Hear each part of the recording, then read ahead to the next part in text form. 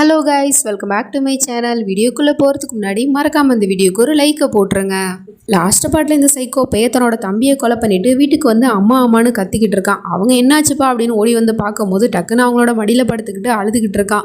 பியூஷனை அடிச்சிட்டமா, அதுவும் இந்த கையால். எல்லாத்துக்கும் காரணம் அந்த மயிரா தான். அவளால் தான் பியூஷனை இன்னைக்கு அடிச்சிட்டேன், அவனுக்கு ரொம்ப வலிச்சிருக்கும்லமா அப்படி இப்படின்னு சொல்லிட்டு அங்கே அவனை அந்த அடி அடிச்சுவிட்டு இங்கே வந்து இப்படி ஒன்றுமே தெரியாத மாதிரி பேசிகிட்டு இருக்கான். அது மட்டும் இல்லாமல் அடிச்சிட்டேங்கிறதுக்கே இவனுக்கு இவ்வளோ அழுக வருது. ஆனால் கொலையே பண்ணிட்டு வந்திருக்கான் அப்படிங்கிற விஷயம் இன்னும் இவனுக்கு தெரியலை. அம்மா தான் சமாதானப்படுத்திட்டு இருக்காங்க. அப்படியே சீனை கட் பண்ணால் இந்த பக்கம் நம்ம ஹீரோயினி செத்து போன பியூஷோட கையில் இருக்கிற காப்பு எடுத்து தாங்கையில் போட்டுக்கிட்டு சொல்லிட்டு இருக்கா.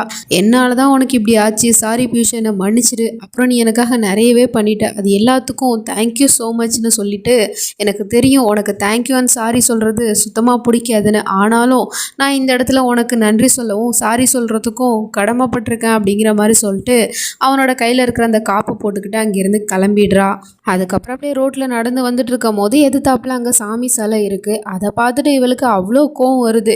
இவ்வளோ நடந்ததுக்கப்புறமும் நீ அமைதியாகவே இருந்து எல்லாத்தையும் வேடிக்கை பார்த்துட்டு இருக்கல்ல, எனக்கு எவ்வளோ கெடுதல் நடந்துச்சு, என்னோட வாழ்க்கையை அந்த ஓம்காரை அழிச்சிட்டான். ஆனாலும் உன் மேலே வச்சிருக்க நம்பிக்கையை நான் ஒருபோதும் இழக்கலை. ஆனால் இன்னைக்கு உன் மேலே இருக்கிற மொத்த நம்பிக்கையுமே போயிடுச்சு. நீ வெறும் கல் தான், உன்னால் எதுவுமே பண்ண முடியாது அப்படிங்கிறத நான் இப்போ தெரிஞ்சுக்கிட்டேன். அப்புறம் நான் அவங்ககிட்ட என்ன பெருசாக அப்படி கேட்டுட்டேன், சின்ன வயசுலேருந்து என்னோட அழகை நேசிக்காமல் என்னோட மனசை நேசிக்கிற ஒருத்தவனை என்னோட வாழ்க்கை துணையை அமைச்சு கொடுங்கன்னு தான் நான் கேட்டேன். ஆனால் நீங்கள் அதுக்கு அப்படியே ஆப்போசிட்டாக என்னோட அழகை மட்டும் நேசிச்சு அவன் என் அழகை பாதுகாக்கிறேங்கிற பேரில் என்னோட வாழ்க்கையை அழிச்சிட்டான். ஆனாலும் உன் மேலே வச்சிருக்க நம்பிக்கையை நான் கொஞ்சம் கூட இழக்கலை. நீங்கள் என்னைக்காவது எனக்கு உதவி செய்வீங்க அப்படின்னு நான் காத்துட்டு இருந்தேன். ஆனால் இன்னைக்கு பியூஷ்க்கு இப்படி ஒரு அநியாயம் நடந்ததுக்கப்புறமும் நீங்கள் இப்படி எல்லாத்தையும் உட்காந்து வேடிக்கை பார்த்துட்டு இருக்கீங்களா? இதுக்கப்புறம் நான் யாரையும் நம்ப போகிறது கிடையாது. ஏன்னா மற்றவங்க மேலே நம்பிக்கை வச்சு அவங்கள டிபெண்ட் பண்ணிட்டு பயந்து போயிட்டு இருந்த மயிரா இன்னையோட செத்து போயிட்டா. இதுக்கப்புறம் நான் ஒரு புது மயிரா. அப்புறம் இந்த மயிராவோட மனசுல எந்த ஒரு பயமோ பதட்டமோ இருக்காது. முழுக்க முழுக்க அந்த ஓம்காரை பழி வாங்கணுங்கிற எண்ணம் தான் என் மனசுல இருக்கு. ஏன்னா அந்த ஓம்காருக்கு தண்டனையை நீங்க கொடுப்பீங்கன்னு நான் இனிமேல் எதிர்பார்க்க போறது கிடையாது. அந்த ஓம்காருக்கான தண்டனையை, தக்க தண்டனையை நானே கொடுப்பேன். சர்வநாசம் பண்ணிடுவேன் அவனை. ஓம்கார் தயாராயிரு, உன்னை அழிக்கிறதுக்காக நான் இதோ வந்துகிட்டு இருக்கேன் அப்படிங்கிற மாதிரி சொல்லிட்டு ரொம்ப தைரியமான பொண்ணா நம்ம ஹீரோயினி மாறிட்டா. இனிமே தான் ஆட்டமே இருக்கு. இந்த பக்கம் அம்மாவோ பையனை சமாதானப்படுத்தி அவனுக்கு டேப்லெட் கொடுத்துட்ருக்காங்க. அப்போ யாரோ அவன் பக்கம் நடந்து வர மாதிரி தெரியுது. உடனே அவன் அதை பார்த்துட்டு, நீ இங்கே என்ன பண்ணிகிட்டு இருக்க அப்படிங்கிற மாதிரி கேட்குறான். நமக்கோ ஏதோ ஹீரோயினி வந்துட்டாலோ அப்படிங்கிற மாதிரி தான் இருக்கா. ஆனால் அதுதான் இல்லை, அங்கே அந்த வேலைக்காரன் தான் வந்திருக்கான். என்னாச்சு, எதுக்காக நீங்கள் வந்த அப்படின்னு கேட்டால், அது வந்து சார் பியூஷ் அப்படின்னு சொல்லிட்டு இருக்கான். ஏன் பியூஷ்க்கு என்னாச்சு அப்படின்னு கேட்டால், பியூஷ் இந்த உலகத்தை விட்டே போயிட்டான் அப்படின்னு சொல்கிறான். இந்த விஷயத்த கேட்ட உடனே அவனுக்கு பயங்கரமான ஷாக்காக இருக்கா. அப்படியே ஆடி போயிடுறான். என்ன சொல்லிட்டு இருக்கா, அப்படிலாம் நடக்க வாய்ப்பே இல்லை. அவனை நான் அடிச்சு போட்டு மட்டும் தானே வந்தேன், அப்போ கூட அவன் உயிரோட தான் இருந்தான், அப்புறம் எப்படி அவன் செத்து போயிருப்பான், ஏன்னா போய் சொல்லிட்டு இருக்கேன் அப்படின்னு கேட்டா, இல்லை சார் நான் உண்மையை தான் சொல்கிறேன் அப்படின்னு சொல்லிட்டு இருக்கான். இவனால் அதை நம்பவே முடியல. இல்லை என்னோட தம்பி செத்துருக்க மாட்டான் அம்மா, அவன் ஏதோ சொல்லிக்கிட்டு இருக்கான், என் தம்பி சாக மாட்டான் அப்படிங்கிற மாதிரி சொல்லிட்டு இருக்கான். ஆனாலும் இதுதான் உண்மை. ஸோ அதுக்கப்புறம் பயங்கரமாக கத்தி கதறி அழுதுகிட்டு இருக்கான். இவன் இவ்வளோ அழுகிறான், ஆனால் பக்கத்தில் இருக்கிற அம்மாக்காரியோட கண்ணிலேருந்து ஒரு சொட்டு கண்ணீர் கூட வரல. அதுக்கு காரணம் என்னன்னா, இந்த அம்மாவோட ஒரே ஒரு பிள்ளை ஓம்கார் மட்டும்தான். அப்புறம் இந்த பியூஷை வந்து சின்ன வயசா இருக்கும் போது இவன் தான் தத்தெடுத்து வளர்த்துருப்பான், தன்னோட தம்பியா தன்னோட பிள்ளையா. அதனால தான் தம்பிக்கார மேலே அவ்வளோ பாசம் வச்சிருந்தான். ஸோ அவன் அப்படி அழுகிறத பார்த்துக்கிட்டு அம்மா வந்து சமாதானப்படுத்திட்டு இருக்காங்க. போனவங்க யாரும் திரும்பி வரமாட்டாங்கப்பா, பியூஷ் நம்ம எல்லாரையும் விட்டு போயிட்டான், அதுக்காக நம்ம அப்படியே இருந்துட முடியுமா, அவனுக்கான இறுதி சடங்கு பூஜையெல்லாம் பண்ணணும்ல, அதுக்கான ஏற்பாடை பண்ணலாம் அப்படிங்கிற மாதிரி சொல்லிட்டு ஸோ அதுக்கான பூஜையெல்லாம் பண்ணிக்கிட்டு இருக்காங்க. அவனுக்கும் அழுகையாக வருது. அழுதுகிட்டே தான் தன்னோட தம்பியோட ஆத்மா சாந்தி அடையணும் அப்படின்னு சொல்லிட்டு பூஜை பண்ணிட்டு இருக்கான். அப்படியே அங்கே சீனை கட் பண்ணா இந்த பக்கம் நம்ம ஹீரோயினி அவ ஒரு பக்கம் இறுதி சடங்கு பண்ணிக்கிட்டு இருக்கா. பியூஷ் கூட இருந்த எல்லா நினைவுகளுமே நினச்சி பார்த்துட்டு இருக்கா. அது மட்டும் இல்லாமல் பியூஷ் கடைசியாக ஒரு வார்த்தை சொல்லியிருப்பான், நான் இருந்தாலும் சரி இல்லைனாலும் சரி நீ எப்போதும் என்னோட நம்பிக்கையை கைவிட்டுறக்கூடாது, தைரியமாக இருக்கணும் அப்படின்னு சொல்லியிருப்பான். ஸோ அவன் செத்ததுக்கப்புறமா தான் இவளுக்கு அந்த தைரியமே வருது. இந்த பக்கம் இவனும் பூஜையெல்லாம் பண்ணி முடிச்சுட்டு தம்பியோட ஃபோட்டோ வச்சு அழுதுட்டு உட்காந்துருக்கான். அப்போ அம்மாவும் வந்து சொல்லிட்டு இருக்காங்க, இங்கே பாருப்பா, நடந்தது நடந்து போச்சு, அவன் நம்ம எல்லாரையும் விட்டு போயிட்டான், இதுக்கப்புறம் நம்ம எதையும் மாற்ற முடியாது. ஆனால் இது எல்லாத்துக்கும் காரணம் அந்த மயிரா தான். அவளால் தானே இவ்வளவும் நடந்துச்சு. இப்போ பருவனோட தம்பியும் உன்னை விட்டு போயிட்டான். அதனால இப்போவாது உன் அம்மா சொல்கிற பேச்சை கேளு, அவளை டோட்டலாக மறந்துரு. அவளுக்கும் உனக்கும் இனிமேல் எந்த ஒரு சம்மந்தமும் கிடையாது. அவளுக்கும் உனக்கு இருக்கிற உறவை அறுத்துக்கிட்டு நீ ஒரு புது வாழ்க்கையை வாழ ஆரம்பிப்பா. என்னால் உன்னை இந்த மாதிரி பார்க்க முடியல அப்படிங்கிற மாதிரி சொல்லிட்டு இருக்கு. உடனே அவன் சொல்கிறான், இல்லைம்மா என்னால் மயிராவை மறக்கவே முடியாது, நான் செத்தாலும் சாவேன், ஆனால் மயிராவை மறந்துட்டு ஒரு வாழ்க்கை என்னால் வாழவே முடியாது அப்படின்னு சொல்லிட்டு இருக்கான். உடனே அந்த அம்மாவோ, அப்படின்னா ஏன்னா உன்னால மறக்க முடியாதுல்ல, அம்மா சொல்ற பேச்சை நீ கேட்க மாட்டல்ல. சரி இரு, அப்போ நீ அவளை மனசுல வச்சுக்கிட்டே இரு, உன் அம்மா உன்னை விட்டு போயிடுறேன், இரு இதோ வந்துடுறேன் அப்படின்னு சொல்லிட்டு அந்த அம்மா அங்கேருந்து போயிட்டு மரணக்கெண்ணை எடுத்துட்டு வந்துட்டு தலையில ஊத்திட்டு கொளுத்திக்க பாக்குது. உடனே இவன் என்னம்மா பண்ணிட்டு இருக்கீங்க அப்படின்னு சொல்லிட்டு போய் தடுக்க போறான். ஆமாப்பா நான் செத்து போறேன், ஏன்னா நான் உயிரோட இருந்துக்கிட்டு என் பையன் இவ்வளோ வேதனைப்படுறதை என்னால் பார்த்துட்டு இருக்க முடியாது, அதனால தான் சொல்கிறேன் கூட நான் செத்து போயிடுறேன், நீ தான் மயிராவை மறக்க மாட்டேன்னு சொல்கிறல்ல, அப்புறம் உன்னோட இந்த நிலைமையை பார்த்துட்டு நான் மட்டும் எப்படி உயிரோட இருக்க முடியும் கூட அதை அப்படின்னு சொல்லிட்டு பிடுங்கன்னா அவனோ டக்குன்னு அதை தூக்கி தூர வீசிவிட்டு அம்மா அப்படின்னு சொல்லிட்டு கட்டி பிடிச்சிட்டு இருக்கான். ஏமா அப்படிலாம் பண்ணிட்டு இருக்கீங்க, எனக்கு ரொம்ப கஷ்டமாக இருக்குமா அப்படின்னு சொன்னா, நீ வேதனைப்படுறத பார்க்கும்போது எனக்கும் ரொம்ப கஷ்டமாக இருக்குப்பா அப்படின்னு சொல்லிட்டு பையனை கட்டி பிடிச்சிட்டு அழுதுட்டு இருக்காங்க.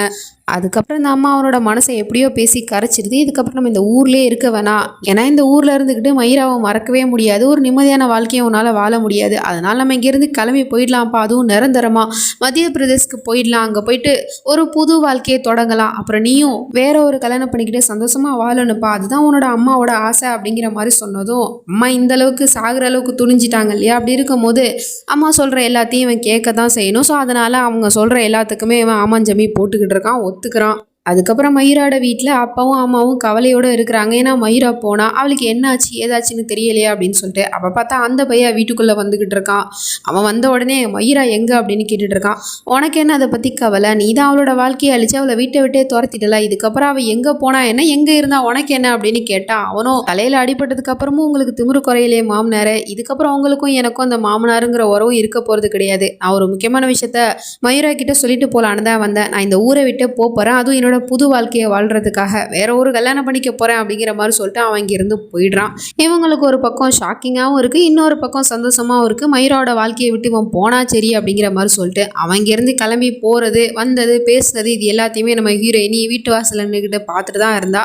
அவன் போனதுக்கு அப்புறம் சொல்லிட்டு இருக்கா, என்னோட வாழ்க்கையை அழிச்சிட்டு நீ இந்த ஊரை விட்டே காலி பண்ணி ஒரு புது வாழ்க்கையை வாழ போறியா, அது எப்படி நான் நடக்க விடுவேன் அப்படிங்கிற மாதிரி சொல்லிட்டு வீட்டுக்குள்ள வந்துகிட்டு இருக்கா. அம்மாவும் இப்போ அவன் வந்துட்டு சொல்லிட்டு போன விஷயத்த பொண்ணுகிட்ட சொல்லிட்டு இருக்காங்க. அது மட்டும் இல்லாமல் அவனே உன்னோட வாழ்க்கையை விட்டு போறேன்னு சொல்கிறான்.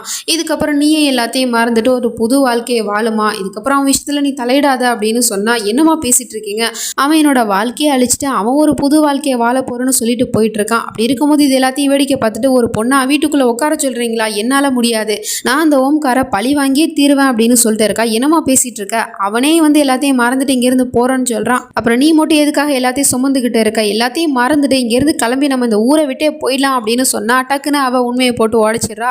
பியூஷ் இந்த உலகத்தை விட்டே போயிட்டாமா அப்படின்னு சொல்லிட்டு. ஸோ இதை கேட்ட உடனே அங்கே இருக்கிற எல்லாருக்குமே பயங்கரமான ஷாக்காக இருக்கு. என்னம்மா சொல்லிட்டு இருக்க அப்படின்னு கேட்டா, ஆமாம்மா பியூஷ் இந்த உலகத்தை விட்டும் என்னை விட்டும் போயிட்டான், அதுக்கு முழுக்க முழுக்க அந்த ஓம்கார் தான் காரணம், அப்படி இருக்கும் போது அவனை மன்னிச்சுட்டு எல்லாத்தையும் மறந்துட்டு என்ன இந்த ஊரை விட்டு போக சொல்றீங்களா, என்னால் முடியாது, ஏன்னா எனக்கு நடந்த அநியாயத்துக்கும் பியூஷ்க்கு நடந்த அநியாயத்துக்கும் கண்டிப்பாக அந்த ஓம்காருக்கு நான் தண்டனை கொடுத்தே தீருவேன் அப்படிங்கிற மாதிரி சொல்லிட்டு இப்படி பேசிக்கிட்டு இருக்கா. ஸோ இதை கேட்ட உடனே மொத்த குடும்பமும் ஆடி போயிடுறாங்க. மறுநாள் ஆனதும் நம்ம ஹீரோயினி கண்ணாடி முன்னாடி உட்காந்துக்கிட்டு தனக்கு தானே மேக்கப் போட்டுக்கிட்டு இருக்கா. பக்கத்தில் கல்யாண ட்ரெஸ் வேற இருக்கு. குடும்பம் மொத்தமும் இவரோட மண்டைக்குள்ள என்னதான் ஓடுது அப்படிங்கிற மாதிரி சொல்லிட்டு முழிச்சிட்டு இருக்காங்க. அப்பதான் அவளுமே கதவை திறந்துக்கிட்டு வெளியே வரா. பார்த்தா கல்யாண பொண்ணு மாதிரி ட்ரெஸ்ஸை பண்ணிக்கிட்டு வந்துட்டு இருக்கா.